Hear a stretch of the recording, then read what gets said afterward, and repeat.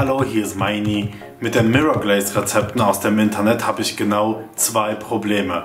Erstens, wenn man sie über die Torte gießt, muss man sie meistens zweimal, dreimal, manchmal sogar viermal drüber gießen und trotzdem sieht man die Torte unten drunter. Das zweite Problem ist, sie glänzen nicht genug und sind relativ schnell trüb, beziehungsweise so, als würde man durch eine beschlagene Brille sehen.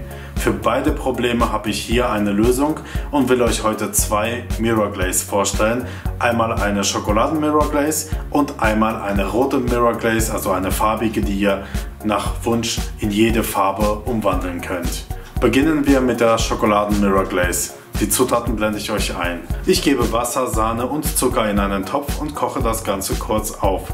Dann kommt Zartbitterschokolade, Kakaopulver und die im kalten Wasser eingeweichte Gelatine rein und schnell weg vom Herd. Ich gebe noch zusätzlich gerne ein Päckchen Tortenguss rein, rühre das Ganze um, püriere und passiere das Ganze durch und schon ist die Mirror Glaze fertig.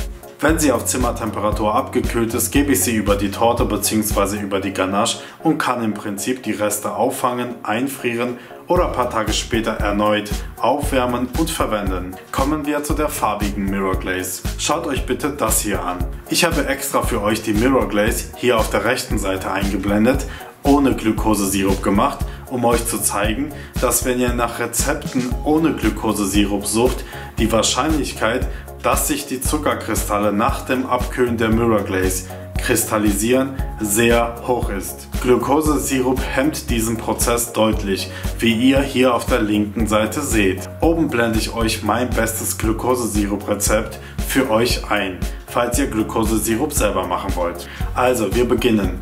Wasser, Zucker, Glukosesirup kommen zusammen in einen Topf und werden aufgekocht.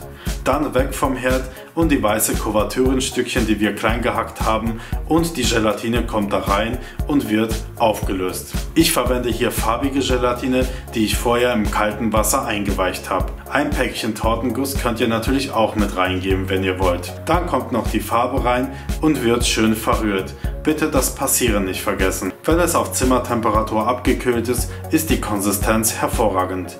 Wenn das Ganze im Kühlschrank gelagert wurde, dann hat es diese Konsistenz. Hier wieder ins warme Wasserbad stellen, auflösen und erneut verwenden oder einfach wegfrieren und nach Bedarf wieder rausholen. Ich empfehle euch, jede Mirror Glaze 2 bis 3 Stunden vor dem Servieren fertigzustellen, dann hat die Glaze nicht genug Zeit mit dem Sauerstoff zu reagieren und bleibt tatsächlich sehr, sehr glänzend. Noch mehr Videos aus der Kochausbildung zum Thema Backen, Teige, Massen, Cremes, Soßen findet ihr hier auf meinem Kanal. Viel Spaß mit den Rezepten!